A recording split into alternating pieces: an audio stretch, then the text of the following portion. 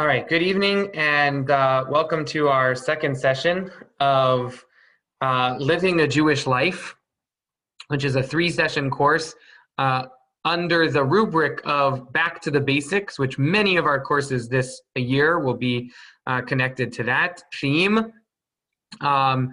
Tonight's class is on the topic of Kashrut. Last week we did Shabbat, and I have to apologize. I typed in all of the questions that you asked at the beginning to the chat, and when I finished the program, I forgot to save the chat. So all of those questions disappeared, and I wasn't able to write responses for the blog. But please do, if there's anything. If there's any lingering questions from our study of Shabbat, please do send me an email, and I'd be happy to write you a response and also to post on the website. Tonight's topic is Kashrut, and I prepared actually 2 completely separate presentations about Kashrut, 2 different ways of thinking about Kashrut. And one is like very intellectual and sort of thinking about why Kashrut, and the other is very practical, sort of thinking about how Kashrut. Both are sort of an introductory level approach to Kashrut, and I can't do both of them. I finished doing the one, and then I was like, well, but what about all this other stuff? And I did basically a complete second one. So I'm going to do selections from both as opposed to trying to do a coherent one class. And hopefully that will go okay. And then I'm going to give you both sets of sources, and you can ask questions about parts that I covered or parts that I didn't cover, all of the above. As with any of my classes, feel free to unmute yourself to interrupt. This isn't designed to be just a lecture course. Happy to engage in conversation. And with that, we'll start. Oh, I'm going to share one of them in the chat so that if you want to open it up on a separate screen, you can. I will also, it will also be on the website, just like the one from last week was on the website.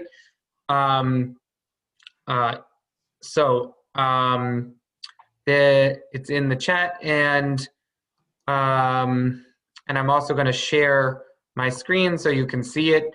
And like last week, we're going to start with a comparison of texts. So here we are, Living a Jewish Life, November mini course, Kashrut. And we've got 2 sources from the Torah, one from Genesis chapter 1 and one from Genesis chapter 9. And would somebody like to read? Yeah, Kathy, go ahead. Wait, you got to unmute yourself. Genesis 1. So God created humankind in his image. In the image of God did he create it. Male and female he created them. God blessed them. God said to them, bear fruit and be many, and fill the earth and subdue it. Have dominion over the fish of the sea, the fowl of the heavens, and all living things that crawl about the earth. God said, here, I give you all plants that bear seeds that are upon the face of the earth, and all trees in which there is tree fruit that bears seeds. For you shall they be, for eating, and also for all the living things of the earth, for all the fowl of the heavens, for all that crawls about on the earth, in which there is living being, all green plants for eating. It was so. All right. And we're going to look at the passage from chapter 9. Steve, our birthday Steve. It's nice that you chose to spend your birthday joining us and learning about Kashrut. would you read Genesis 9? Certainly. Doesn't say anything about cake, though. Now God blessed Noah and his sons and said to them, bear fruit and be many and fill the earth. Fear of you, dread of you shall be upon all the wildlife of the earth and upon all the fowl of the heavens, all that crawls on the soil and all the fish of the sea. Into your hand they are given. All things crawling about that live, for you they shall be for eating. As with the green plants, I now give you all. However, flesh with its life, its blood, you are not to eat. All right. So, like we did last week, what are the differences between these two passages? Anyone can unmute themselves and share. Oh, you can eat animals on the second. All right. Bob says you can eat animals on the second one. Good. Chapter 9 is more is broader, specifies all the things that can be eaten. The animals, the crawling things, no limitation practically. Great. The only limitation in the second one is that you can't eat blood, whereas in the first one you can only eat vegetables, only green growing things. Yeah, Andy. In the first one, we're going to have dominion, and in the second one, it's because of fear and dread. Great. Right. So in both, one thing that's similar about them is that the blessing of bear fruit and multiply, have dominion, right? But humanity is seen in both of these texts as the prime beings, the superior beings in the sort of hierarchy of existence. But as Andy points out, in the first one, we hear more about the dominion that people have, and in the second one, we hear more about the fear that the animal kingdom, that the other creatures that we share the world with live in dread of humans, of humankind. And this wasn't written in the 20th or 21st century. This is the Torah. Yeah. Good. I think we've covered a lot of the differences and similarities. Given what we know about the first 9 chapters of the book of Genesis, what might account for some of the differences between these texts?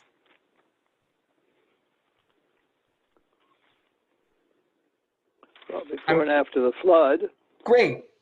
So between the creation of humanity at the end of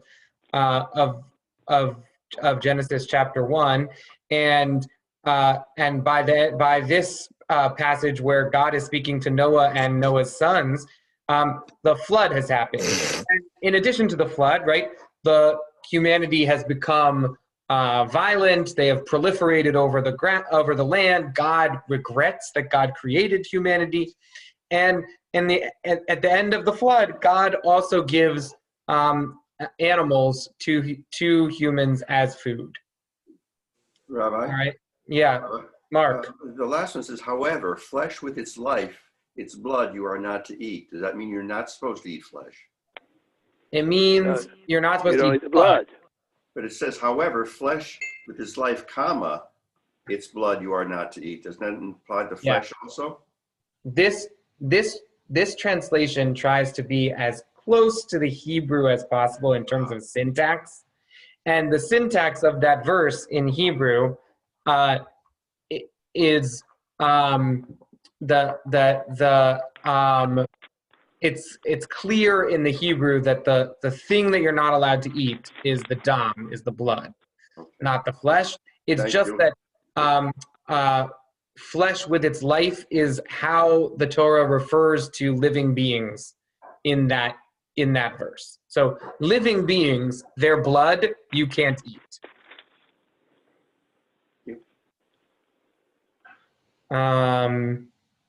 If I could say something? Yeah, go ahead, Stephen. This all added up, it seems like a second a second founding, a second creation, a second covenant, a reform of everything that much that came before, the new beginning, a new deal. Yeah, I think that's exactly right. I mean, God created the world and created humanity, and humanity disappointed God. God comes to grips with that disappointment, and God sort of as a compromise measure.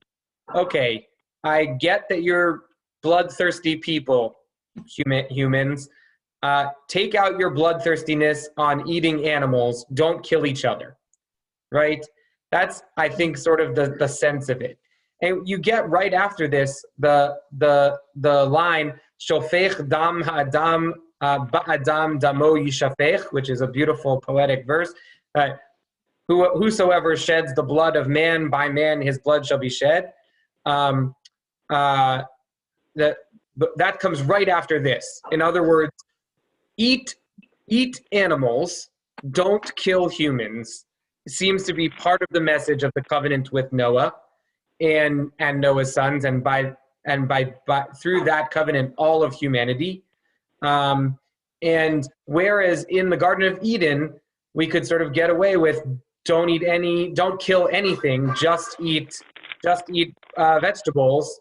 In the real world that comes after the flood, we are permitted to eat animals, but not their blood. And the blood is connected to the idea of life.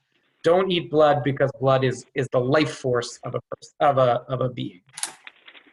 But right. Birds could be eaten before the flood? No. All the fowl of the heavens?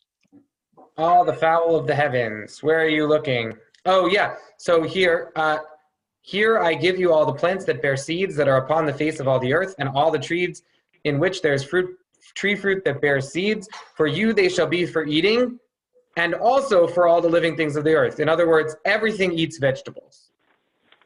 The fowl eats the vegetables. Everything is supposed to be vegetarian in sort of an ideal Eden type world.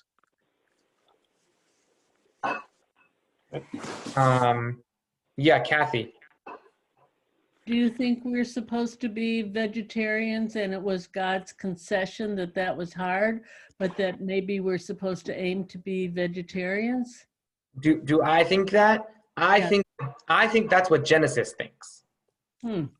I think the Torah begins in the first 9 chapters with a clear idea that the ideal form of existence is that human beings and animals do not kill each other, that no lives are shed, including animal lives. But that in real life, God sends a flood that destroys all of the humans in existence except for one family. So God is also guilty of bloodshed, right? That flood also kills all of these animals except for the two of each species, right? In the real world, like, death happens, and death is a part of life, and God concedes to humankind the right or the option of eating meat, but with a limitation.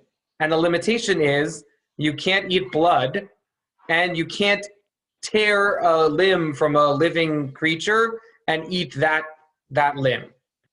You can't, like, raise a cow and take its leg and eat that. And that's right there in the covenant with Noah. So yes, I do think that's what Genesis is suggesting here. All right, so it's a class about Kashrut, and I've begun with the idea that, all right, basically you should just keep kosher. You should just be vegetarian. That the most fit or the most appropriate way of being a conscientious food eater in the world might be just to not eat meat at all. Okay. full disclosure, I do eat meat. I like it very much. I think it tastes really good.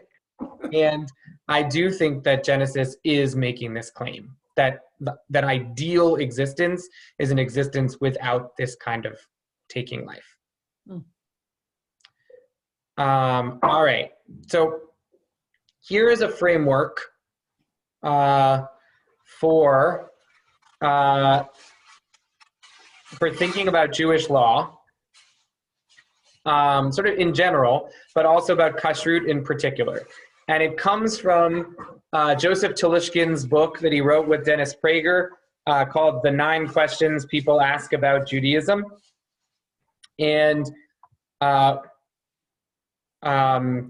they wrote that every Jewish law fits into one of the following categories. Category is, there are reflexive laws, which are about elevating the performer of that law. There are ethical laws or laws of ethics, which ensure the moral treatment of each other, of others. There are holiness laws, which are about emulating God, which are about acting with a degree of conscientiousness, of holiness, of separateness. And there are national laws, which are about identifying with Judaism, with the Jewish nation, and with Jewish history, like being connected to the Jewish people. So Joseph Telushkin and Dennis Prager claim that all Jewish laws, all mitzvot, all halachot can be categorized into at least one of these categories. Kashrut, I claim, can be understood through all of these categories. Kashrut, the kosher laws, can be seen as elevating the performer of the law. They can be seen as ensuring moral treatment of other human beings and of animals and of the world that we live in.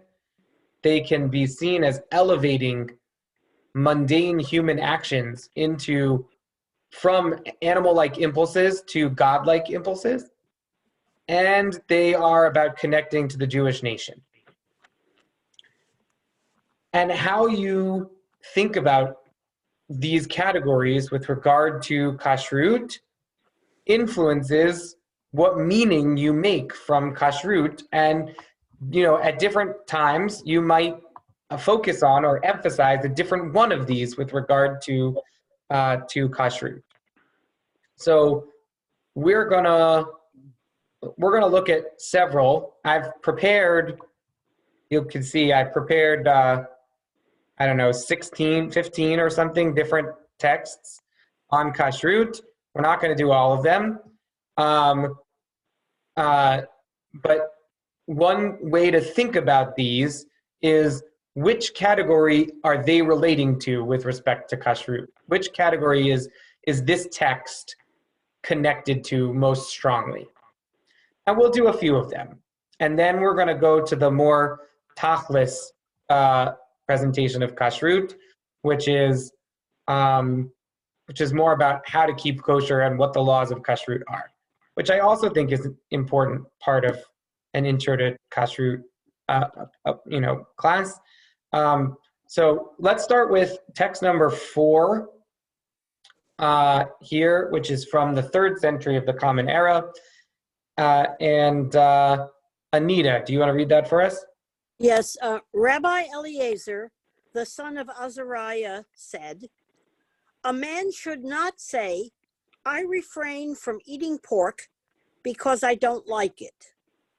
Rather, he should say, 'I refrain from eating pork because what else should I do, considering that my Father in heaven declared such food out of bounds for me?'"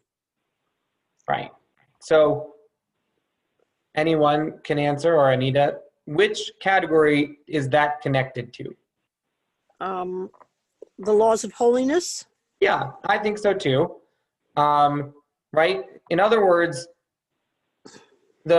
according to Elazar ben Azariah, the best reason for keeping kosher is because God said so, right? And doing it connects you to God, connects you to godliness, right? And you shouldn't go to a restaurant and say, "Oh, I'm allergic to shellfish," because saying allergic, it might, help the restaurateur understand what can go in your food and what can't, but it actually hides the fact that you should be keeping kosher for this loftier reason. Comments, thoughts? I have a bit of a question, perhaps. I'm looking at these 4 categories. The first one is to elevate the performer of the law, and the third one is to elevate human actions. What is the difference between elevating the performer versus elevating the performer's actions? Because I was going to put this one in the first category. Yeah, it's a good question. I'm not 100% sure. I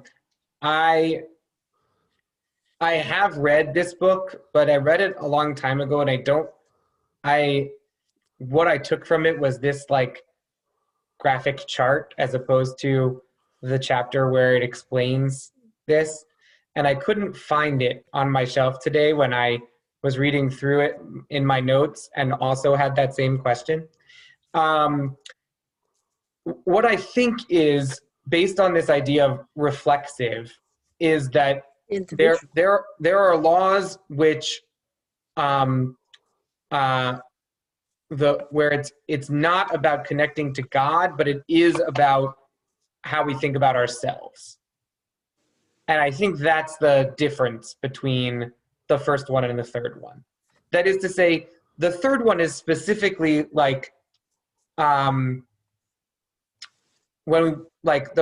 third one is like you have an urge to eat food, but when you stop and say a blessing before you eat the food, you have changed that action from the like animalistic urge to eat into a holy action that's connected to God.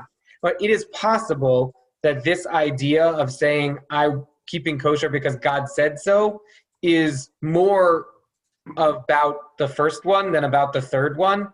So I think that's a fair, that's a fair comment.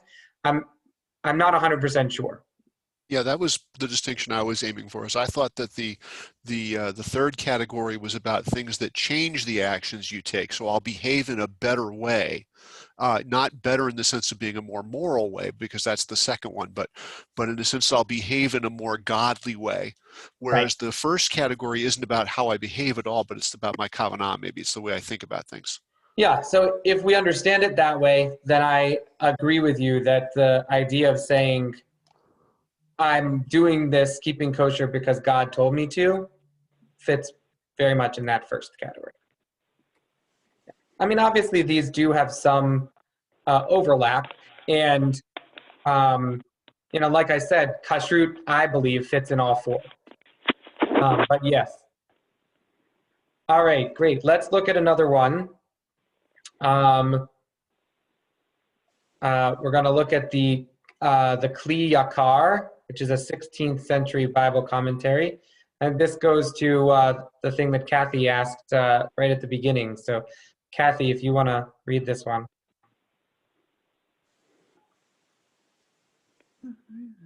Are you still there? Oh yeah, you have to unmute.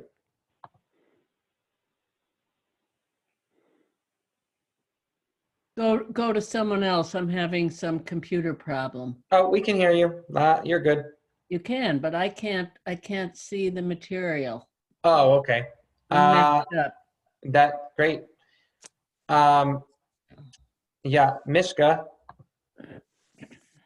The source is number 8. Kli Yakar. Why ritual slaughter? Far more appropriate for man not to eat meat.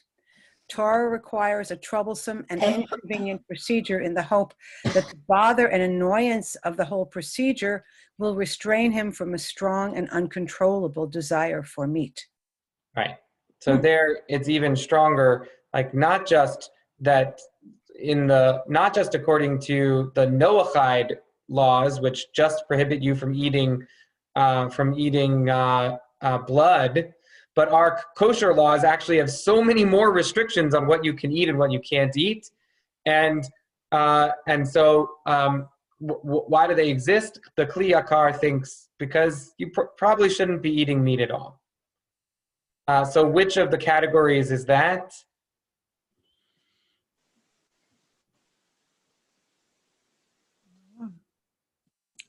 Three.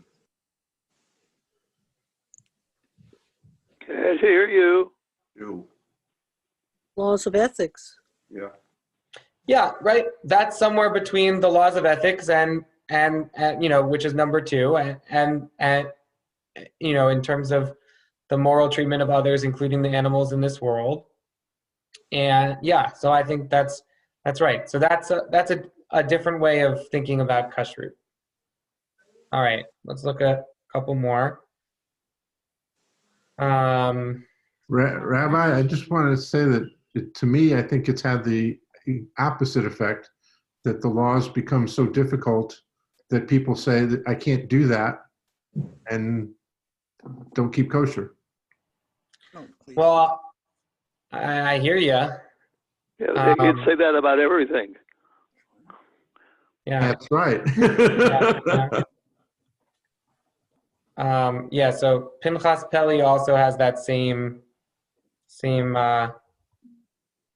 All right, here, let's go to Art Waskow. Yeah, actually, let's come back to that one. Here, about hunting. Hillary, do you want to read text number 11? You have to unmute. Oh. There you go. You're good. Okay. The Jew is unable to look upon the sport of hunting simply as an opportunity to get out into the open air, flex his muscles, and renew his contact with nature. He views the deliberate shooting of an animal for no reason other than sport with utter aberrance and sees in it the aggressive instinct in man coming to the fore. He knows that in the repeated act of killing, man himself may become a killer. Judaism recognizes this as a very real danger which confronts man, but it neither offers pious platitudes of condemnation, nor does it confess helplessness. It has devised the laws of Kashrut as a habitual system of spiritual discipline, which trains the Jew each and every day to have reverence for life, even though life must be taken to provide him with food. Yeah. I'm not sure how this relates to kashrut, because it's not saying that, you shouldn't, if you're hunting for food to eat it, obviously you're not slaughtering in a kosher way with a very sharp knife and cutting the throat and all that, but you could be killing the animal instantly with a bullet. So I guess I'm not quite sure. It seems like an incomplete statement. Mm-hmm. It's not really condemning hunting. It's not saying that you should. It definitely says you shouldn't hunt just to hunt and kill the animal, but it doesn't say you couldn't hunt for food. Well, I definitely think that, right, Judaism is against the former altogether and against the latter, hunting for food, only insofar as it does not create kosher slaughter. Mm-hmm. There's evidence in the other texts that in fact hunting was done as a source of hunting for food. In Judaism? Well, we have the episode of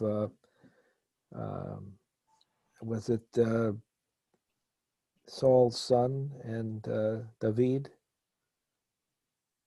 hunting, who go out shooting with arrows. Yes. Yeah, that's interesting. I never really thought about what they were shooting. I figured they were just shooting at. Well, shooting warfare. Yeah. They were shooting target practice because they were using those. They were weapons of war. They killed Philistines with them. Mm-hmm. I'm not sure that they hunted animals. Wasn't Esau a hunter? Yep. Yes. But that was it was pre-Kashrut.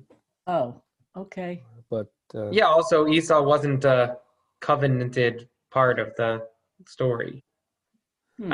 Jacob, the covenanted child, slaughters a sheep. I mean, pre-supermarkets, you have to hunt for your food. Where are you going to get it? You You're own, vegetarian. buy it from a flock, like a shepherd, somebody who raises meat for slaughter. That's different from hunting, right? The most of kosher meat is,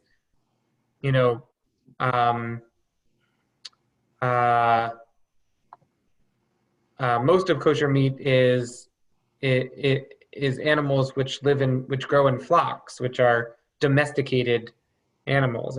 It's not that there aren't any kosher animals that are wild game. There are. Deer, for example, are mostly wild, but generally the kosher animals tend to be flock animals. Could you put the script up again? The text? Yes. Yeah.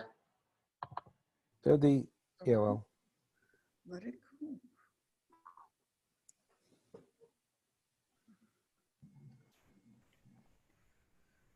It seems like it's the last part that has to do with law, with Jewish law, and the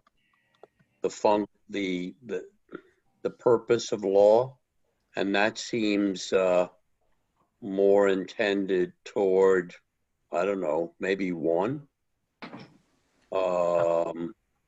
The part that begins, Judaism recognizes this as a very real danger, which confronts man. So here's what we're going to do. We're going to write our laws in such a way as to develop a habitual system of spiritual discipline, which trains the Jew slowly to elevate themselves to perform the law, to perform the law and thereby elevate themselves right a little bit higher as they do it, and eventually they'll get it and everything will be okay. Whether or not this law is God's law or not, it's just this is the way Jewish law should be written. Right. Here, the Jewish laws are a spiritual guide toward treating life with sanctity and having reverence for life. And so if Kashrut is not helping you to have reverence for life, then it's not doing its job. You're supposed to, like, keeping kosher is supposed to train you to have reverence for life. Yeah, I think that's right. I think you pointed exactly right to that. Right. But and if in you that go sense, back, it's number one. Yeah. And in that sense, there's a clear difference. This makes understandable the difference between 1 and 3. Right. It's not about acting godly. It's about elevating yourself. Yeah. Gary. What does the sentence, but it neither offers pious platitudes of condemnation, nor does it confess helplessness? Does that an out for somebody that hunts for food? Well, yes and no. I think it's saying Jewish tradition doesn't say it's okay to hunt for food, right? That's like, but it also doesn't say, oh, humanity just hunts for food. There's nothing we can do about it. It's a middle of the road. It's like saying, yes, we acknowledge that there is hunting out there, but there's a way to be in a relationship with the food that we eat that elevates you, that strains you to have more reverence for life than hunting does. It's sort of like, okay, if you hunt animals, you might end up hunting people, but if you if you train yourself to be able to shoot a gun, the target on the other end could be a human person or an animal person. But they differentiate fishing for a fish versus hunting for an animal. What? They differentiate fishing for a fish as a live creature versus hunting with a. Yeah, so we're gonna come to the fish question. The Torah and Jewish law think differently about fish, and I think we do too. I mean, I think we have a different conception about fish than we do about animals. If I could, I think I'm going to look at this from a different angle about the question of nationhood and laws. Mhm. We're talking about the difference between a hunter-gatherer society and a settled society, an agricultural society. And with that, I'm thinking about the fact that as Jews, we started to come together as an agricultural society, as shepherds. And while we wandered, we were still a society that kept people together and had to develop laws for how to stay together. And if somebody went off to hunt somewhere in whatever wilderness that other people did not come to, they were really, in a certain way, rejecting the norm that they were building as a society. And clearly Esau is seen that way. He's gone off. He's been rejected at the same point that he is rejecting the society and going off and doing his own thing. And I think that's one of the reasons this whole sense of not hunting has to do with the way society is supposed to be constructed, and that we all stay together with it. And also that if you're going to get meat from a shepherd, there has to be somebody that you're having a transaction with, which is building a society, as opposed to just going out and getting your own food. Mm-hmm. Okay. If I could go back to this sentence, but it neither offers pious platitudes nor does it confess helplessness for a moment. Yeah. It stands nicely between the problem and the law. And another way to look at it is it says, okay, here's the problem, and we can do three things about it. We can deal with that problem in three ways as a people. We can condemn the human behavior in a pious, platitudinous way, which has no meaning, no impact, or we can claim we can't do anything about it because we just can't do anything about it, or we can devise the law. Yeah, but the law with a little L, not a big L. We can devise human law, and that's very important, I think. Yeah, right.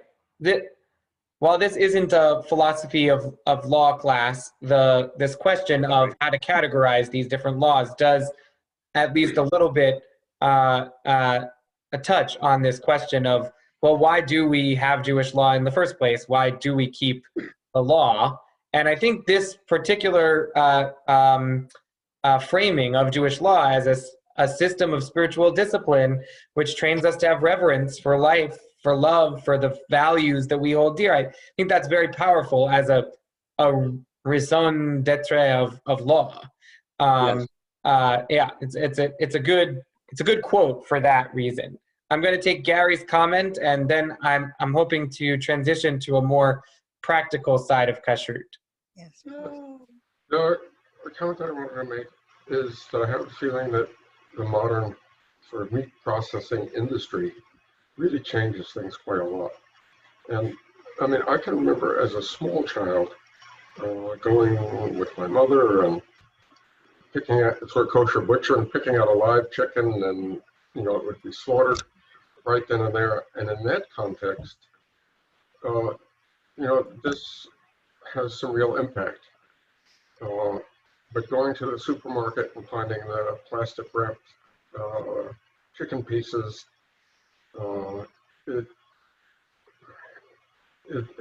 this seems less relevant to that. Yeah.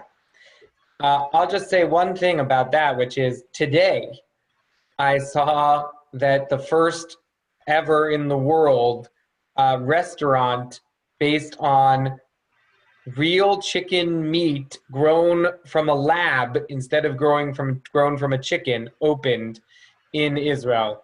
It opened today. It is real chicken meat. It's not a chicken substitute. It is chemically, biomedically, whatever, the same substance as chicken, but it didn't grow on a chicken. It grew from cultured cells in a lab. We're not necessarily going to touch on it in this class, but several scholars have done a lot of writing about whether that chicken meat grown in a lab is kosher. Is it bisari? Is it meat? Is it parov? What is it? Can you eat it with can you make chicken parmesan out of this chicken that has never been alive? So we not gonna give the answers there, but I do have where to point you if you're interested. And sort of, I think what you're pointing to, that like the way our relationship with chicken, like you go to the store and get something plastic wrapped, that could just as well have been developed in a lab as come from a real live chicken. Like our connection to the creature that was slaughtered so that we could eat is very, very low.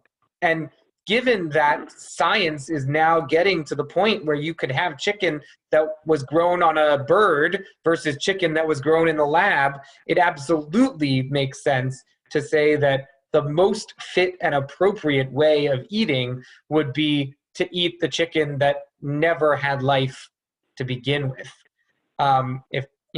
rather than to kill something to eat it.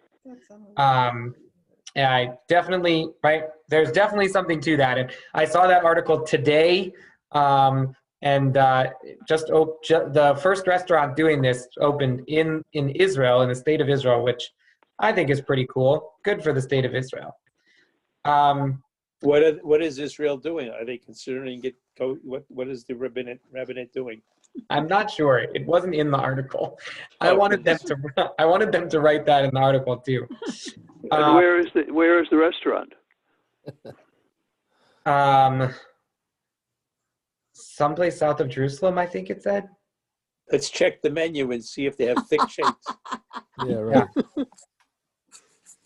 All right, so here's the other one. Now, one time I was presenting, and I did it on PDF, and I was told by a wonderful engineer named Andy.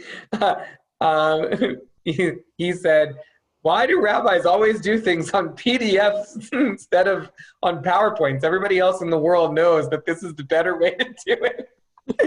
So this one I made on a PowerPoint. Anyway, so here we are, Kashrut. This is like a whole different way of thinking about Kashrut. Well, I hope this is also interesting. So, kosher animals. This goes to this thing about fish, land animals, etc., that has come up a couple times and came up in a message. All right, who hasn't spoken? Let's see. Aryeh, would you like to read this quote from Leviticus 11? Sure. Okay. The Lord spoke to Moses and Aaron, saying to them, "Speak to the Israelite people thus: These are the creatures that you may eat from among all the land animals. Any animal that has true hoofs with clefts through the hoofs and that chews the cud, such you may eat. The following, however, of those that either chew the cud or have true hoofs, you shall not eat. The camel, although it chews the cud, it has no true hoofs, is unclean for you." Yeah, and then it also gives the example of the pig, which has true hooves, has a split cloven hoof, but does not chew its cud. So we've got the example of if it's an either or, it's not kosher. It has to both chew its cud and have split hooves. All right, great. Aryeh, read the water animals too. Okay. These you may eat of all that live in water. Anything in water, whether in the seas or in the streams, that has fins and scales, these you may eat. But anything in the seas or in the streams that has no fins and scales, among all the swarming things of the water and among all the other living creatures that are in the water, they are an abomination for you. Right. So you can eat fish if they have fins and scales. This leads to the question of what about a fish that in the course of its development has scales but loses them? And the answer is, you know, different rabbis at different times have felt differently about it. But my own personal practice is not to eat fish which adult versions of them do not have scales, which, by the way, is the case with swordfish, where Right. the young swordfish have scales, but by the time they have reached maturity, they no longer have scales. Those are not kosher by my understanding of Kashrut. But you ask a different rabbi, you might get a different opinion. All right. How do you know what a kosher bird is? There's no test. Like, we don't have a, you know, for fish, it's fins and scales. For animals, it's split hooves and chew their cud.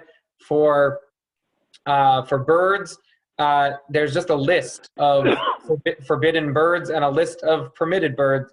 List of forbidden birds. There's not a list of permitted birds. So how do we know what's permitted? Just tradition. We have a tradition, and those are the permitted birds.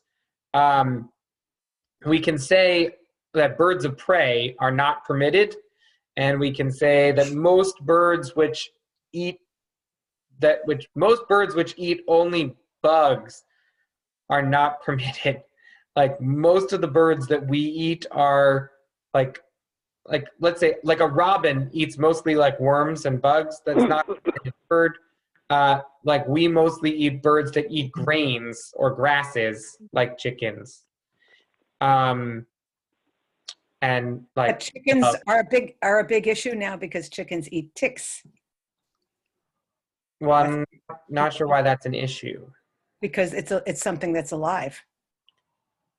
Yes, not a problem. The tradition is that we can eat chicken. So right. Yeah. Don't question it. We better There's enough be we able can to eat eat now. chicken. Yeah. Great. So here's a summary. Land animals, cloven hooves and chew its cud. And here's pictures of them. Like, that's a cloven hoof. That's a not cloven hoof. Here's fish. It's got fins and scales. And you can eat some grasshoppers. Yeah. If you go one page back, what four-legged animal with wings do we know? Verse 20. That's how it talks about insects. They have 6 legs, not 4. But I know. All grasshoppers. I know. All varieties of grasshopper. Yeah, you can eat grasshoppers. It means insects. I know that locusts, that yeah. insects have more than 4 legs, but maybe the Bible didn't. I don't know. It means insects. I have a question. Yeah, go ahead. I thought there are ostrich farms now in Israel. Ostrich farms. There might be, but ostrich are not kosher. There are pig farms in Israel too. They are, yes. Also, pigs are not kosher. Right. Well, they're non-Jewish people, and they're Jewish people who don't follow the kashrut. Right. Yeah, that is correct. Can you eat ostrich eggs? The eggs of an ostrich? No, any bird that is not kosher, you can't eat their products. Which is also true. We don't drink camel milk or horse milk because those are not kosher. Those are not kosher animals. We don't drink those. All right. What are the prohibitions about? So Leviticus 11 has a sense that the carcasses of the animals themselves have a sense of tumah, of uncleanliness. So that's what's going on, at least according to Leviticus. According to Genesis, and we already read this text, right? One of the big things is about blood. Okay, that not eating blood is a big part of it. So there's the carcass of an unclean animal is unclean for you. Blood is forbidden because it's a symbol of life. Certain kinds of fat are not allowed to be eaten by Jews. Those fats are supposed to be given just to God, and so fats are designated for God, certain fats, and not for us. And then the sciatic nerve. Jews do not eat the hindquarter part of an animal unless the sciatic nerve has been completely removed from it.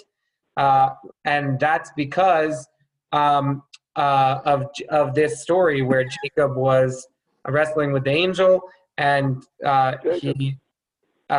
Jacob was wrestling with the angel, and he gets injured as a part of that wrestling. And since then, children of Israel do not eat the thigh muscle that is on the socket of the hip because of Jacob's injury. So we don't eat the sciatic nerve.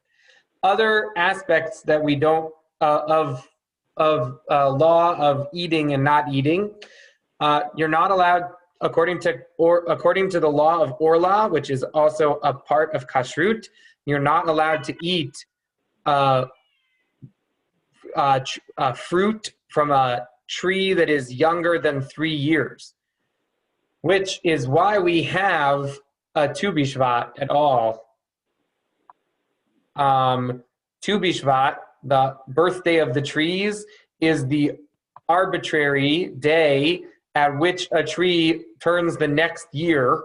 So a tree that is planted the day before Tu B'Shvat is considered to have lived a whole year the next day when it turns into Tu B'Shvat, and you can start eating from that tree 2 years later on the third Tu B'Shvat of that tree's existence.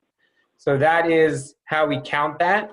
And eating fruit from a tree that is too young is forbidden, like as a matter of kashrut. Yeah, not going to go into this too much, but basically there is a concept about eating old grain and new grain, and that is also part of forbidden and permitted foods. You're supposed to only eat grain from the previous harvest until you have finished paying your taxes on the current harvest. And by taxes, I mean offering that to the priests, which is what we call the omer. And so until you have brought your offering of this year's harvest, you are only supposed to eat the previous year's harvest. Does that law apply in Israel only, or does it apply out here in Galut as well? It applies only for products in Israel. That is to say, if I baked bread in Israel and brought it outside of the land of Israel, it would apply. If you go to the kosher price chopper at that right time of year, you will certainly see the products that advertise that they are Chadash or Yashan. Yeah. Maybe those are only Israeli imported products? I don't know. I'll have to look that. It might be everywhere. The text here does say when you enter the land, so normally that's a trick. I'll have to look that up. Okay. I think it only applies in the land of Israel, but I'll have to look it up. Quick question, if I could, about, you said forbidden fats in an animal. What fats, where do those fats come from? The kidneys mostly. It's the fat around the kidneys and the liver. So your liver is encased in a fat shell, a fatty shell. All of the liver fats are not allowed, and the kidney fats are not allowed, and certain of the other fats. when I was in rabbinical school, we had to take a practical kashrut class, and we had to watch these videos of kosher slaughtering, and they showed us exactly the fats that they take out. But it's most of it is around the kidneys and the liver. So those are the now fats it's that were offered, right? That were offered on the altar. Yeah, a lot of it was sacrificed to God, right? Offered on the altar. Nowadays, it's mostly just thrown out, I believe. Mm-hmm. And is there much dissection? When we get liver to make chopped liver, and I know we broil it first to remove the blood, but is the fat out of there? Yeah, the livers that you get are already out of the casing, the fatty casing that they come in. Huh. Yeah, Gary, you were.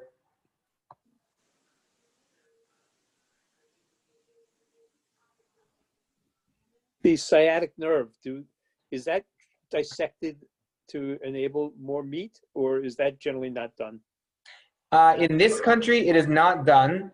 And really what happens is the hindquarter, the whole back section of kosher cows are sold to non-kosher butchers, and they end up cutting up that meat. It's very hard to get, maybe that cut is called flanken. It's very hard to get the cut that includes a hindquarter kosher in this country. But in Israel, the Sephardi Jews have an easier process for removing the sciatic nerve, and a lot of the butchers in Israel are Sephardi, and they have a different process of how to do it, and it is available much more widely there. So in Israel, you can get that cut of meat kosher. In the United States, it's very hard to find. Not impossible, but harder. And a very delicious roast leg of lamb in a kosher restaurant in Israel that we cannot get here. Yeah, exactly the case.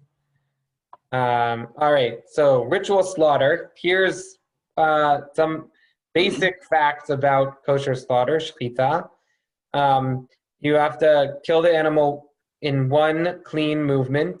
If the butcher coughs in the middle of the slice and his arm jerks, that is not a kosher slaughter.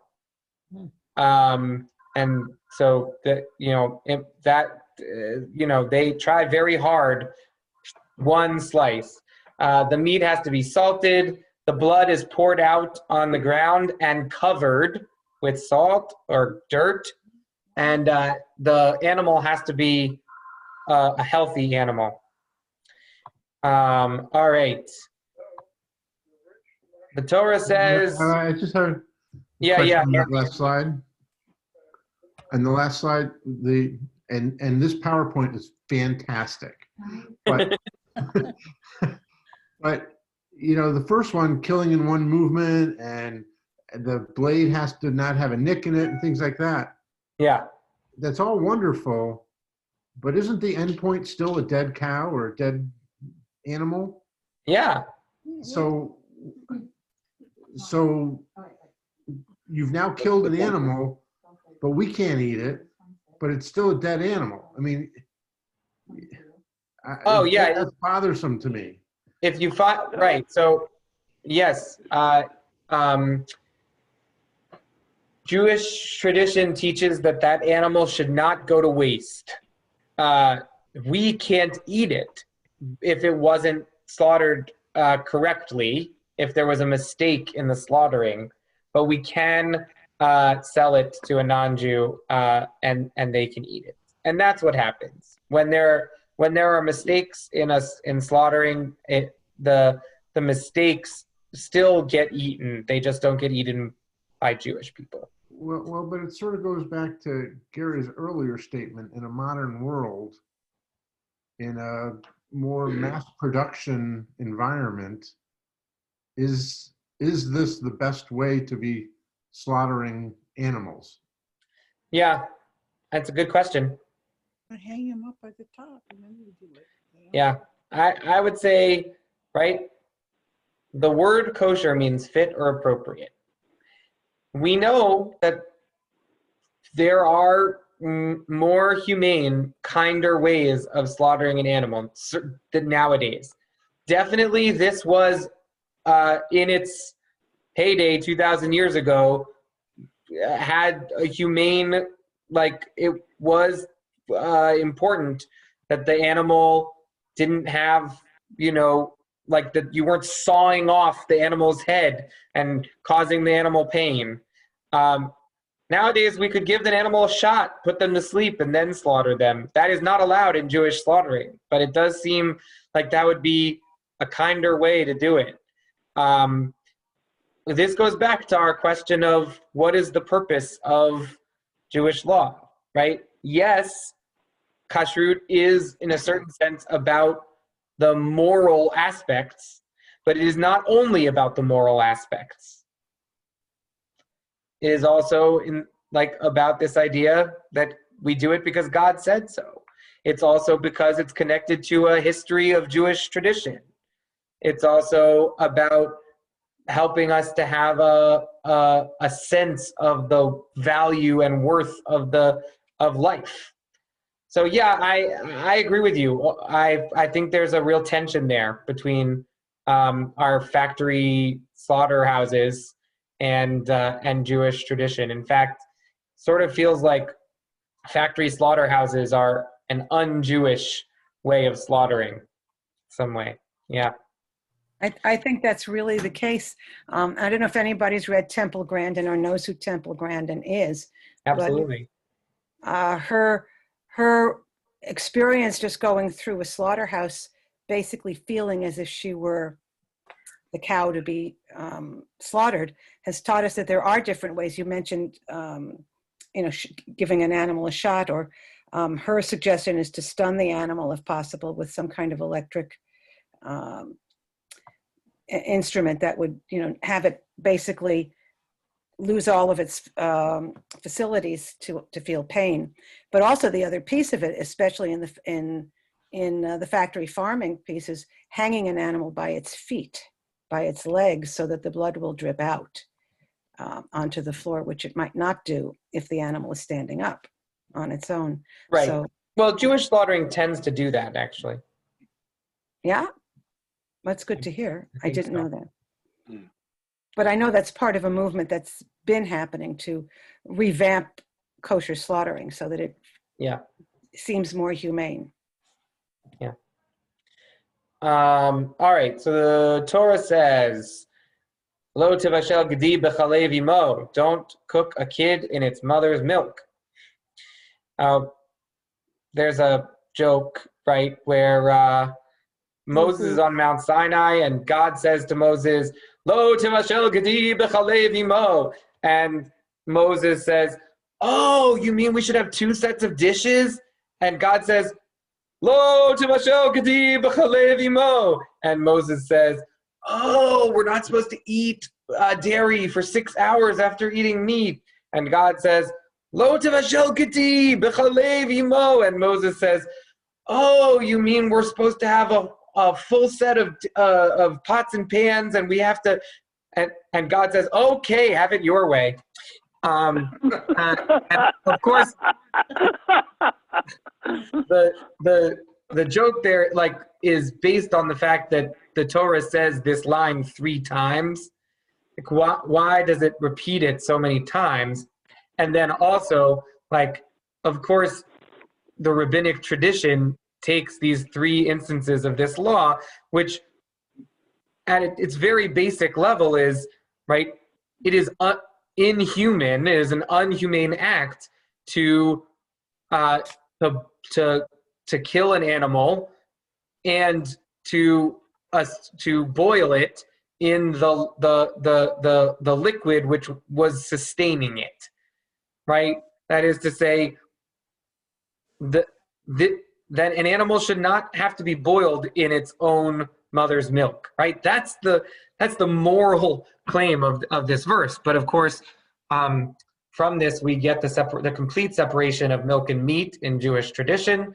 You're not allowed to eat milk and meat together. You're not allowed to cook milk and meat together, and you're not allowed to derive any benefit from milk and meat together. So if you own a McDonald's, you're not allowed to sell cheeseburgers if you're Jewish at your McDonald's, because you cannot get any benefit. You cannot derive any monetary gain from milk and meat together.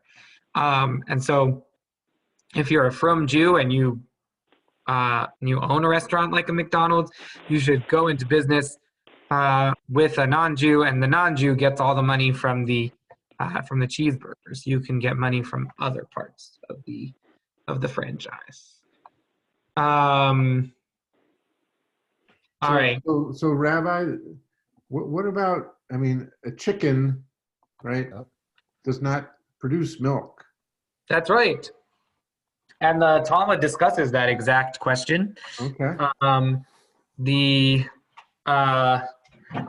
There is one rabbi who says chicken should be parov because chicken does not produce milk and shouldn't be you shouldn't think about it in the same way as you think about beef.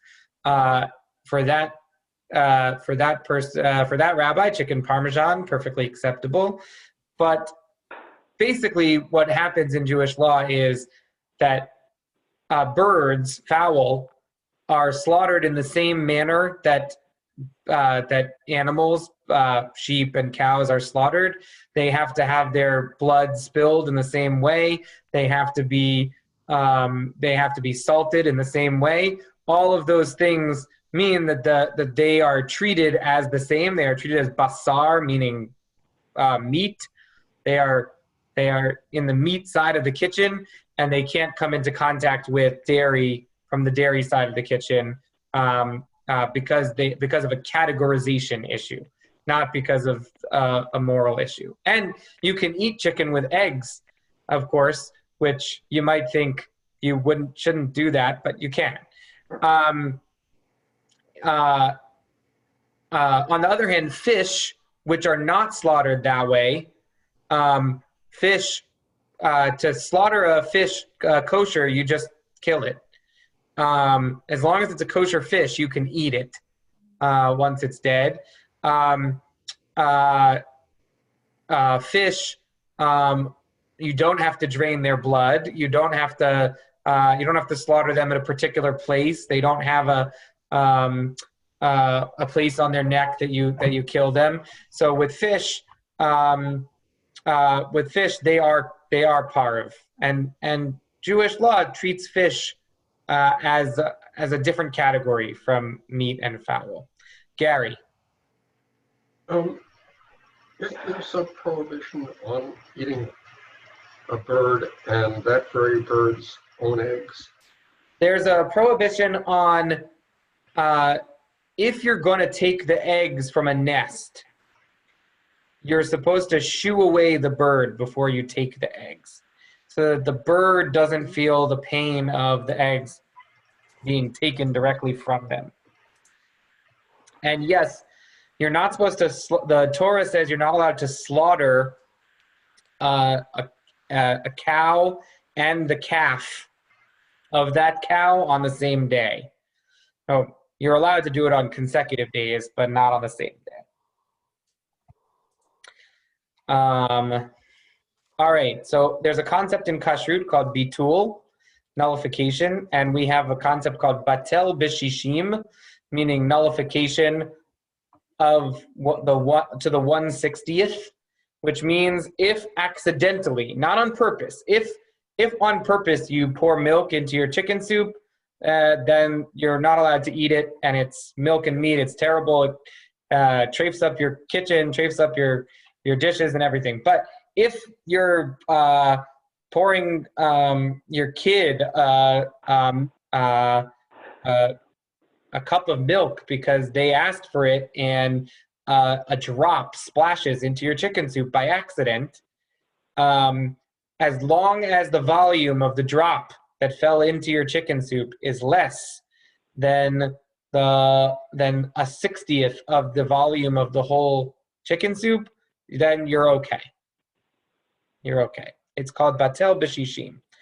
But chametz cannot be batel b'shishim on Passover. That's why people get so crazy about keeping kosher for Passover on Passover, because in most of the year, our standard for nullification is 1/60th, which is actually like, that covers most mistakes. Like, you know, my big pot, like, you know, you'd have to spill a bunch of milk in there accidentally for it not to be batel, for it not to be nullified.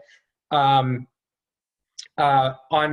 Passover, even a speck of chametz is forbidden and destroys the whole thing, which is why we get so worked up about you know, the standard is different on Pesach. Steve, are you asking a question? No. Okay. All right. It's customary to wait between meat and dairy. The Talmud says you should have meat and dairy at separate meals. Like, if you had meat for lunch, you can have dairy for dinner. If you had, you know, that's basically what the Talmud means. The Tosfot says, what does it mean to have a separate meal? Just clear the table, do Birkat Hamazon, and then you can have your dairy. So you can have chicken for lunch, clear the table, say Birkat Hamazon, and then you can have ice cream for dessert. The Dutch practice is to wait 1 hour. Yeah. Half an hour for the Dutch. The Dutch practice is to, some Dutch people wait half an hour, some wait one hour. That's a Dutch tradition specifically. The Ashkenazi custom, that is to say, 6 hours.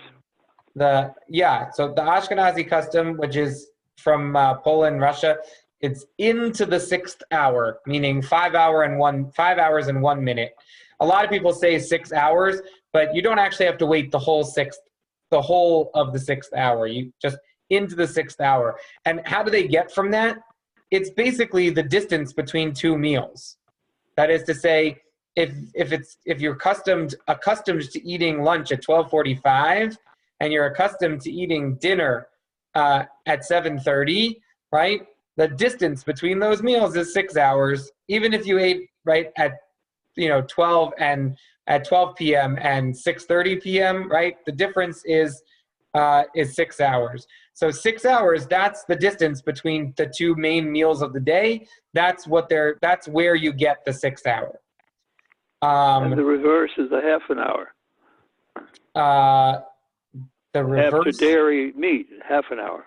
No, you don't have to wait at all. I mean, you should maybe wash out your mouth. Rinse your mouth. Yeah. You can rinse your mouth, but you don't have to. You don't like. If you've had an ice cream cone. You can eat a hot dog. You had an ice cream cone. You can eat a hot dog after that. As you know, to meat. Right. Well, we always waited a half an hour. Yeah. You don't have to wait a half an hour. But that was our tradition. Yeah. So if it's your tradition, go ahead and do it. Why, if the Tosafot says you can eat immediately, is that not adapted? Yeah, the Tosafot are interpreting the Talmud. When the Talmud says have separate meals, what they're trying to understand is what is a separate meal. Now, some Sephardim do indeed follow the Tosafot's ruling here, and they don't wait any particular set amount of time, but they are willing to go to eat as long as it's a separate sort of mind space. You can then eat the other. So one way to think about this is if you ate lunch and you had a deli sandwich and you're not planning to eat any dairy afterward, you know, you're gonna, your custom is to wait 3 hours, which by the way is the German custom. And a lot of conservative Jews follow the German custom of waiting 3 hours. So if you're gonna wait 3 hours and then you walk next door and your neighbor is pulling chocolate chip cookies right out of the oven and you have a chocolate chip cookie, like you weren't planning on having a chocolate chip cookie. She just offered it to you, and so you ate it, and it was really good and smelled good, and you had a desire for it. And afterward, you're like, oh my God, I shouldn't have eaten that chocolate chip cookie because it was dairy, and I had just had a deli sandwich not 45 minutes before. It wasn't even an hour, and I wait 3 hours. What am I supposed to do? You can just tell yourself, you don't have to feel bad, right? Clearly, by the time you walked next door, you were in a different room. You had already said Birkat Hamazon. You were in a different headspace. You had forgotten the previous meal, and that smell of the chocolate chip cookie just made that deli sandwich disappear from your mind. And so you ate that cookie. You don't have to kick yourself too hard, right? Like that's what the opinion of the toast vote is. Like, okay, so you ate the chocolate chip cookie. You weren't mixing meat and milk. Do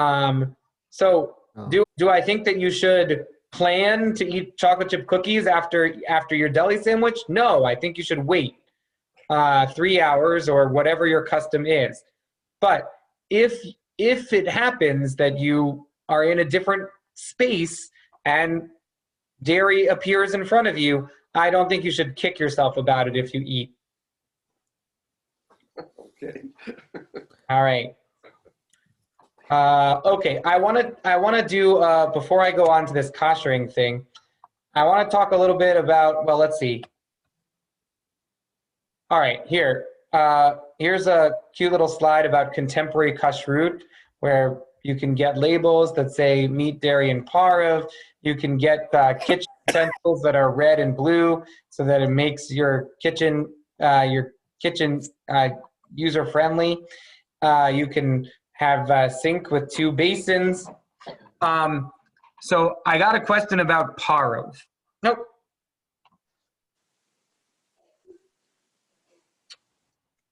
Clearly, right, we're supposed to have 2 sets of dishes. One is the meat dishes and one is the dairy dishes. And you're not supposed to prepare dairy food on the meat dishes or meat food on the dairy dishes. And this is particularly true of your cutting knives, because a knife, because of its properties of being sharp, and your cutting board, because of how you press the food into it, the knives and the cutting boards are considered to be extra imbued with the meat or the dairy that you're using, right? Especially for sharp cheeses and for all meats. And so you should have a dairy cutting board for your sharp cheeses and a meat cutting board for your meat. Well, why would you need a pareve cutting board?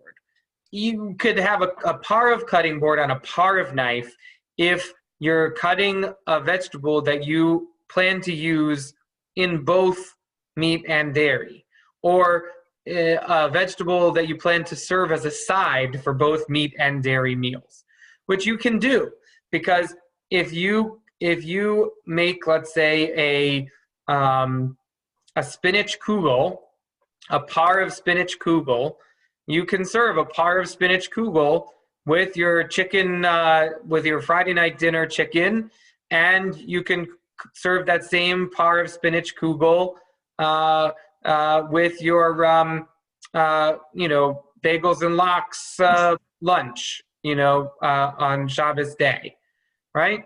So to make sure that that kugel is pareve, you want to make sure that you're cutting the stuff on a pareve cutting board. Now, the Jewish tradition teaches that kashrut is that the flavor, which is called ta'am, the flavor of a thing, that is, say, whether it's meat or dairy, is especially transferable if it's hot, right? So if you have an uncooked, cold piece of chicken and you cut it with your knife and then immediately wash the knife off, it is not such a big deal, right? If you accidentally take your dairy knife and cut the meat, you shouldn't do it, but it isn't such a big deal if you do. You can rinse it, wash it with soap, because everything was cold, you're okay. If you still shouldn't do it, but if you did it by accident, it's not the end of the world.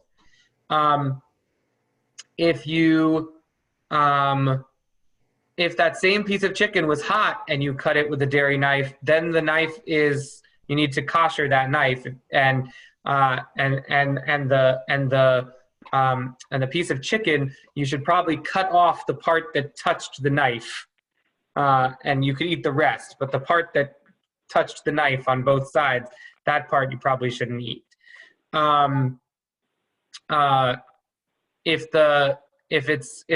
you're cutting a cold block of cheese, mozzarella cheese, and you accidentally use a meat knife, same deal.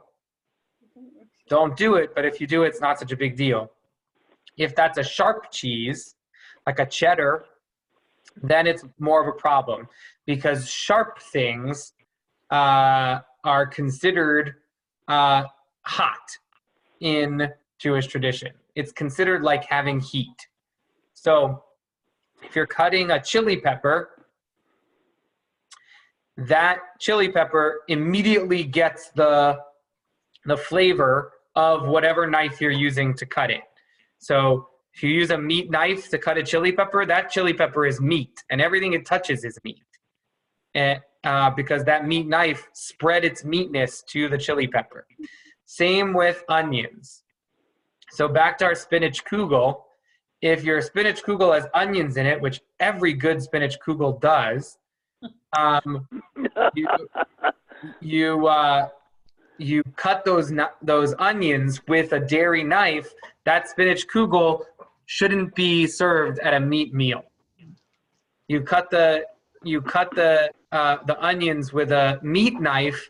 That spinach kugel shouldn't be served at a dairy meal.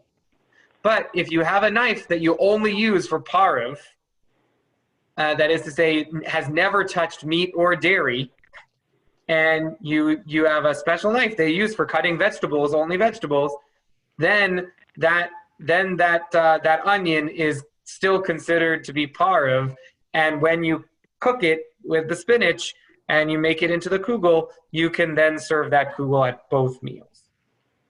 That's what? You can serve it at both meals. Okay. So that is why you have some parv stuff. But nobody has like a whole other set of parv pots and pans. You don't need a whole other set of parv pots and pans. In our kitchen, we have one parv cutting board, one parv knife, and one parv pan and two parv pots. And what I use the parv pan for mostly, honestly, is I use it to toast nuts, because like I'll make toasted almonds in this little parv pan, and then I can use the toasted almonds in a salad that we're serving the salad on both meals, like whether, for meat and dairy. But I really like toasted nuts in my salad, and so I have a parv pan that I basically only use for toasting nuts. And occasionally I'll make eggs in it, but mostly not, because I like to make eggs with butter. So I mostly make eggs in my dairy pan.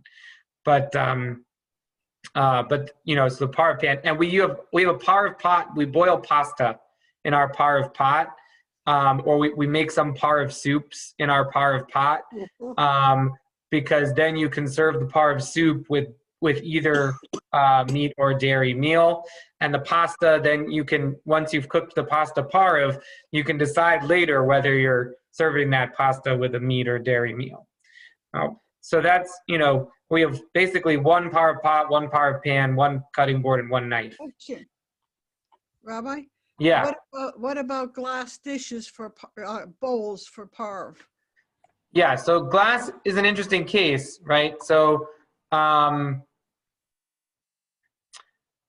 You can use it for anything.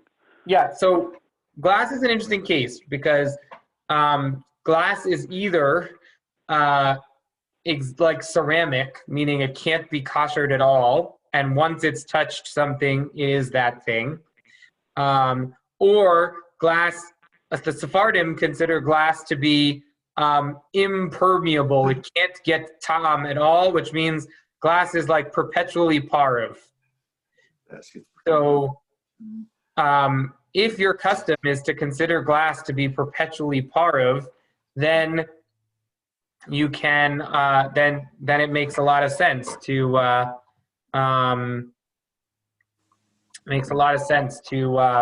to use it for parv. We're Ashkenaz, and that's our tradition. No, it's the Sephardi tradition. The Ashkenazi tradition is that glass is considered like ceramic. Once it touches one thing, it's that thing forever. Well, that wasn't our tradition, and we're Ashkenazic, and my grandfather was a rabbi, and we used glass. It was for anything, not ceramics, but glass. Right, I hear you, but that isn't the Ashkenazi custom. It might be the custom of your family, which is perfectly legitimate, and a lot of people have that custom. But the Ashkenazi custom is so. By the way, Pyrex is not glass. Pyrex is ceramic. It is a ceramic that looks like glass, but it is not made the same way that glass is made, and it is considered to be ceramic. Everybody agrees that Pyrex is a ceramic. Andy, you're shaking your head a lot. Well, no, you said Pyrex is glass. The ceramic is another product. No.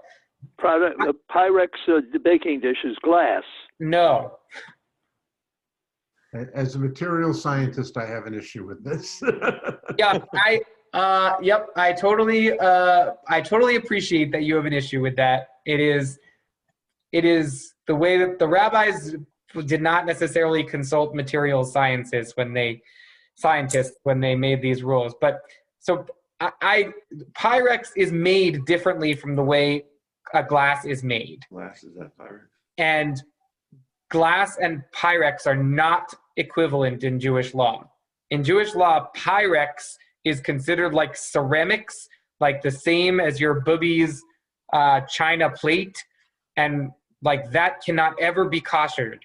It is what it is. Pyrex is not glass. Things which are actually glass, like your glass cups that you drink water out of and milk out of, that is glass.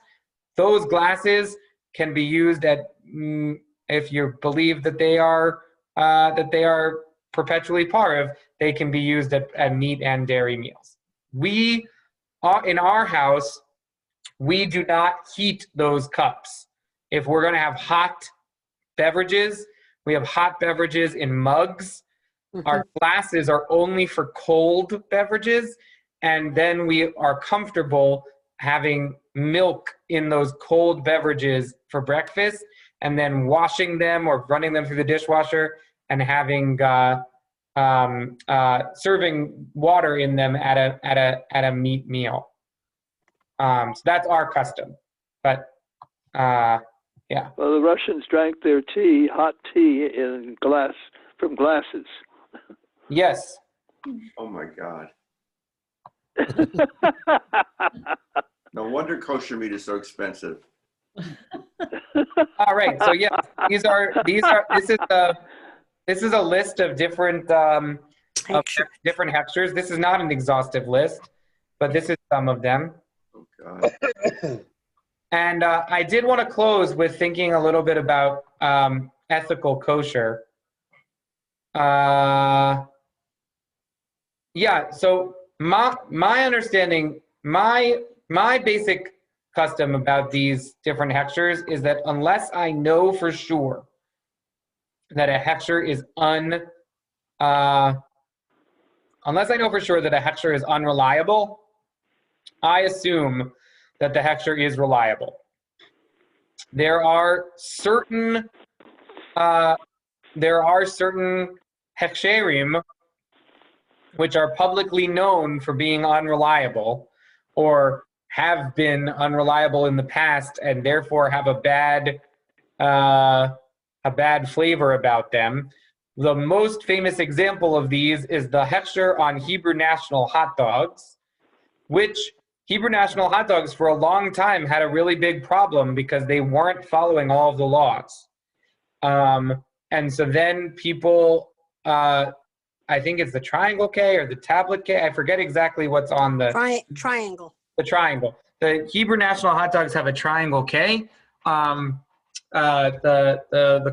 folks who were who were supervising Hebrew National got a reputation for being sloppy in their hechshering work, and so Hebrew National became sort of you shouldn't eat it. I have it on reliable sources that Hebrew National is now under different management and is acceptable for eating. However, if you're running a catering service, I recommend sticking to the high standard and not messing with that so that everybody will eat from the catering service. But in my own house, we eat the Hebrew National hot dogs. Rabbi, what about what foods need to be labeled to be kosher and what foods do not need to be labeled to be kosher? Well, that's a good question. In the old country, or even many decades ago, basically you went what was called ingredient kosher. Like if you read the ingredients, and there was no dairy in something, and there was no meat in something, and it was okay, and you could use it. Nowadays, with the ubiquity of processed foods and ingredients that you don't know what they are, and some dyes have are made from beetle shells, and some natural, so-called natural flavorings that are added to foods, and it just says natural flavoring on them, have non-kosher elements in them. Nowadays, it is better to just have just buy products that have a kosher symbol on them, because then somebody is looking out and making sure that those things are kosher. So things which are vegetables or fruit, and all they have in them is vegetables and fruit, do not need a hechsher. Things which are grains and all they have in them is the grain does not need a hechsher. Beans do not need a hechsher, as long as the only ingredient in it is beans. Anything that's processed needs a hechsher. Anything that has meat in it needs a hechsher. So that's that. Oh, I even have a little a graphic that talks about this. Let me show you the graphic. I like this graphic. It was given to me by my teacher, Rabbi Rob Scheinberg, and it's called "Is It Kosher?" So it's a little graphic. Is it kosher? Does the food consist entirely of fruits, vegetables, grains, nuts, etc., and their derivatives? If yes, then it's kosher, but wine and other grape products are controversial. That's true. If no, then you continue to ask this question: does it include any meat, fowl, or fish product? If no, then it's kosher, but eggs, which is obviously a fowl product, can't have blood spots, and cheese, which is a product of cow's milk. That cheese is sometimes produced in a way which is not kosher, especially European cheeses. Domestically produced, that is American cheese, not American cheese, the kind of cheese, but domestically produced cheese that is regulated by the FDA, they do not allow animal rennet in the production of cheese. So domestically produced cheeses are okay to eat without a hechsher. Still, you shouldn't cook with them in our kosher kitchen at the synagogue.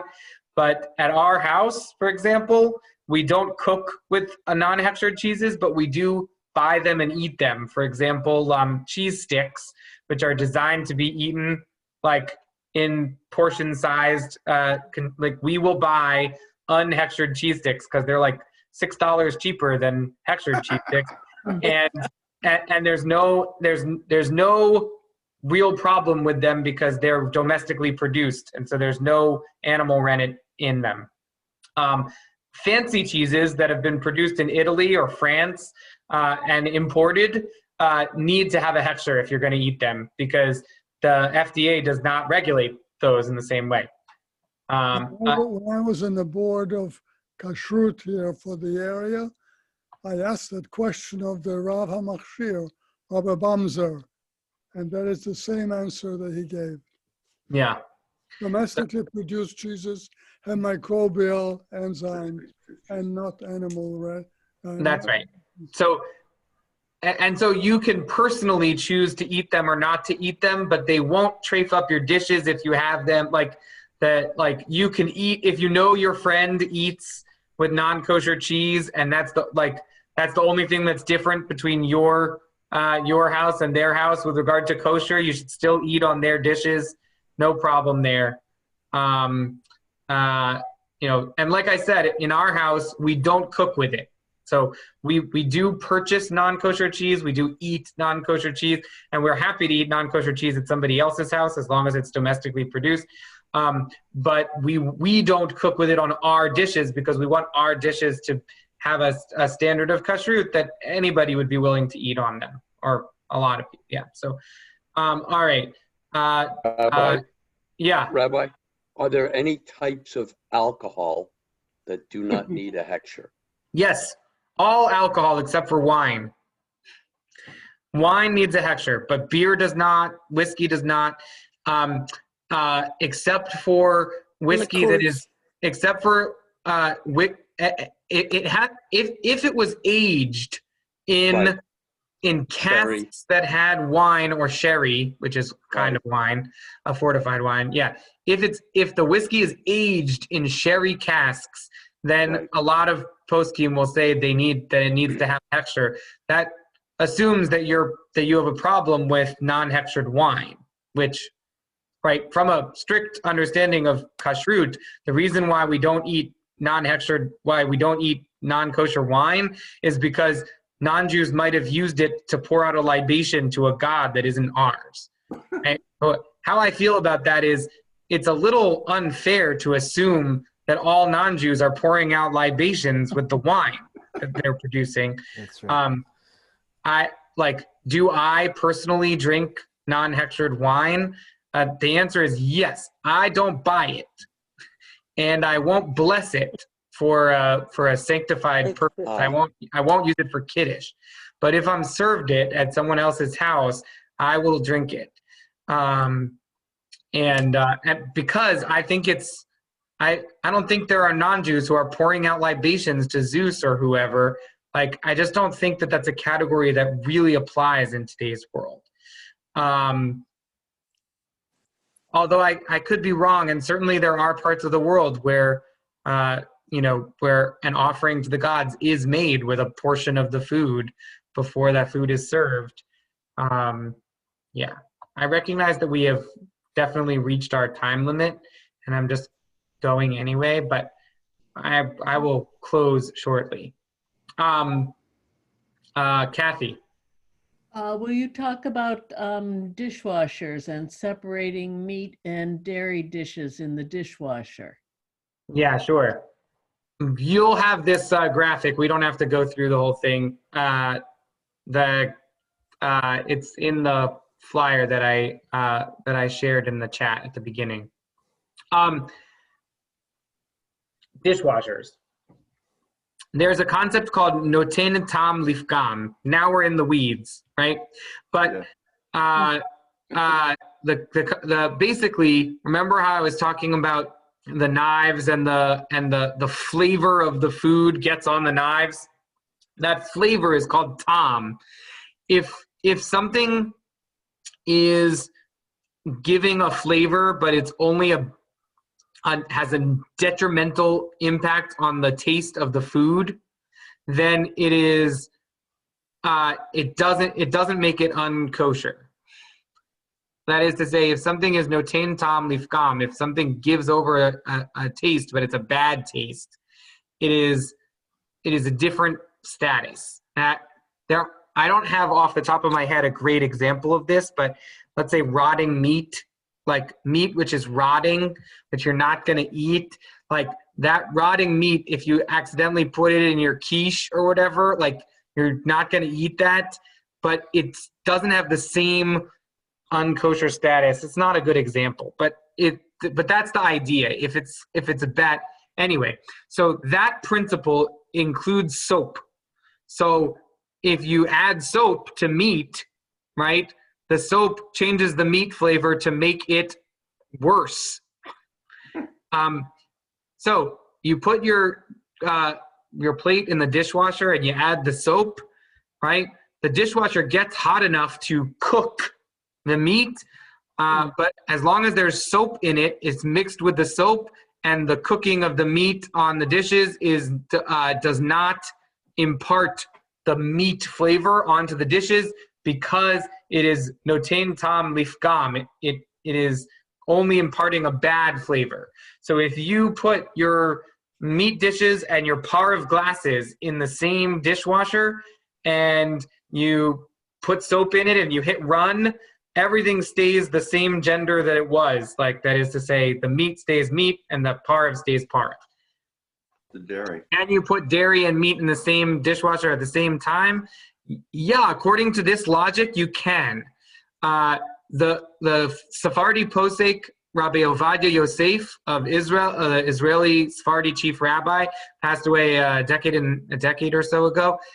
He wrote a psak that said that you could use your dishwasher for meat and dairy at the same time.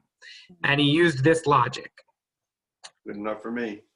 I do not do this.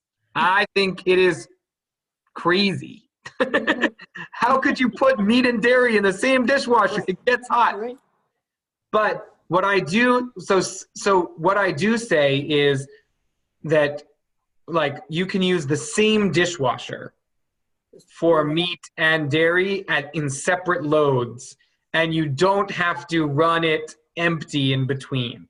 First of all, running it, which is what I did growing up, my parents would, if they ever had to do meat dishes, which they seldom did because we didn't have meat in the house, but my parents would run the dishwasher empty in order to kosher it from one gender to the other. I believe that running the dishwasher empty is a sin against the environment. I think that it is a waste of resources and energy, and that there's a Jewish value that says that we're supporting the environment and we shouldn't waste water or energy or resources by running empty dishwashers. Now, if there's a way to not run an empty dishwasher, I would prefer to take that way. So,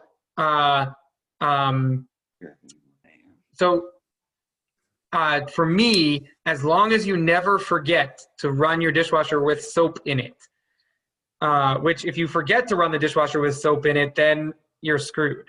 But if you always run the dishwasher with soap in it, then I think you can run the dishwasher with meat dishes one cycle and then dairy dishes the next cycle. If you want to be particularly frum or meticulous about this, then you should wait 24 hours between cycles, but you do not have to, right? And don't forget to put the soap in. So at my house, our dishwasher runs, we basically run a dairy during the week, and then we clear it out and we load our Shabbat dishes, our Shabbat meat dishes into the dishwasher on Saturday night, and we'll run it run it with the meat dishes on Saturday night, and then we go on. So that's what we do. And when I became the rabbi here, I officially approved the use of our industrial dishwashers, which are, by the way, all metal and therefore very easily kosherable. Like in your house dishwashers, it's a little bit more complicated than what I just said, because if your dishwasher has certain kinds of plastics or other things, then this doesn't apply, because the plastics, the stuff gets stuck in it and whatever. But the industrial dishwashers, like we have in our kitchen at the synagogue, for sure there is no problem with using those for meat and dairy. Mm-hmm. At least according to me. Good. Good enough for us. Yeah. And to me, the value here, and this is what I'd like to close with anyway, the value here of protecting the earth is a part of what it means to be thinking about kashrut. And here we come back to our Art Waskow source that I wanted to end with. Are tomatoes grown by drenching the earth in pesticides kosher to eat at home or at a synagogue wedding reception? Is newsprint made by chopping down an ancient and irreplaceable forest kosher to use to make a Jewish newspaper? What about windows and doors built so that warm air flows out and the furnace keeps burning all night? Are such doors and windows kosher for a home or a Jewish community center building? Is a bank that invests its depositors' money in an oil company that has unsafe practices that befouls the ocean a kosher place for me or the UJA to deposit money?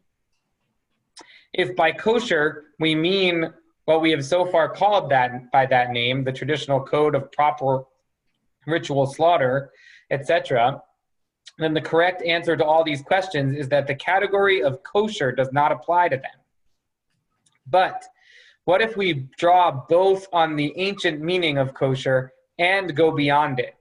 What if by eco-kosher we mean a broader sense of good, everyday practices that draws on the wellsprings of Jewish wisdom and the tradition about the relationships between human beings and the earth?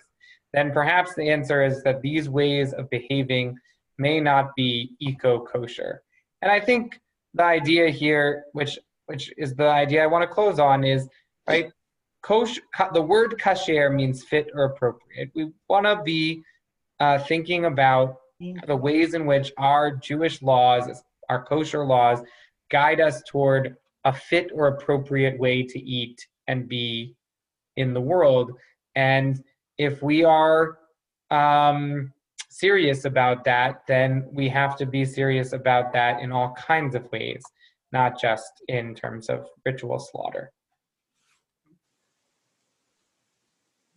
Amen. Yeah, thank you, Rabbi. Yeah. All right, so that brings us to a close of our session tonight. 1 week from tonight, on the 17th of November, we will continue our study of living a Jewish life with the topic of tzedakah, charity, and that will bring us to the end of our three sessions. As with last week, if there are lingering questions, either about Shabbat or about Kashrut, please do send them to me in an email, and don't forget to check out the adult education page on our synagogue website. You'll note that there's a lot of really great stuff up there. A lot of our recent programs with Sandra Lawson and the program that we had with the Masarti movement is up there. And there's a blog where it's questions and answers, and there's several very interesting questions and answers up there. And feel free to send in more questions, and I'll do the best I can to get them up on the blog. And we also just posted today all 8 of the sessions from the summer Scholar in Your Residence program. So those are all up there on the website. So check it out. We're adding content every day, and I'm very excited about the work that our Adult Education Committee has been doing. Rabbi, do we have class on Tuesday? Yeah, plan is to have class. Yeah, I mean. Good. Good night, everybody. Erev Tov. Thank you. you. Yeah, Thank you. Thank you. Thank you. Yeah.